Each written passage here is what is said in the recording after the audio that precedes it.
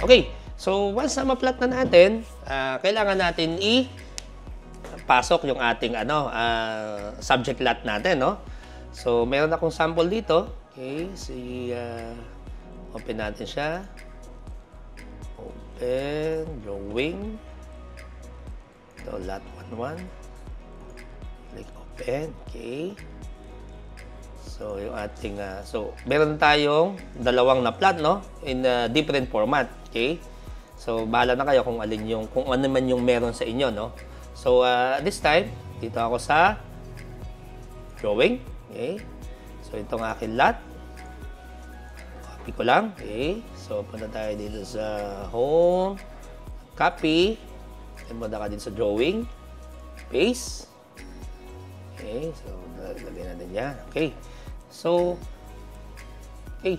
So, dito sa RTK, normally, ang ginagalaw natin dito is yung ating polygon, no? Okay? Since ang RTK naman, kahit kailan tayo bumalik dyan, as long as nakapag-correction ka or nakapag-calibrate ka, hindi magbabago yung coordinates niya.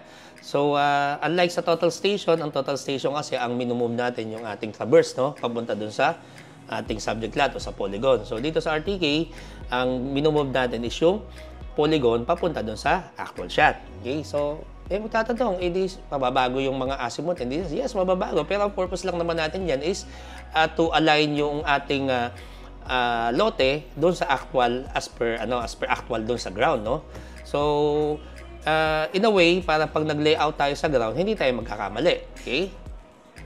And then, kung mag-generate na tayo ng ng ating tinatawag natin lot plan, mag-generate tayo ng ating mga lot description, doon tayo sa original plotting ng ating title. Okay? So, malinaw yan, ha? So, for example, dito, i-move ko halimbawa, i-move.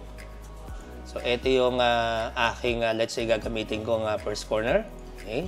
So, pag-move natin, normally, kung maganda yung pagka-survey ng ating subject lot, wala na siyang rotation. Okay? So, kagaya nito, di ba? Naka-align siya kaagad, oh. Okay? Ayan, oh. Diba? Konting diferensya lang, okay?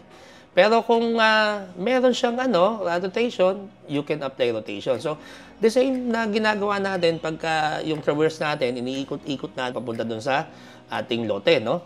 So, ganun din dito. Lote, ikot-ikot natin, kunin natin yung best fit dun sa possible reference natin. Okay? So, let's assume na okay na ako dito, no? So, dito ito yung aking PS o yung corner na sa alam ko na hindi gumalaw. Okay? So, kita natin, naka-align na, no? So, kagaya sinabi ko, kung gusto nyo apply ng rotation, you can do so. Okay?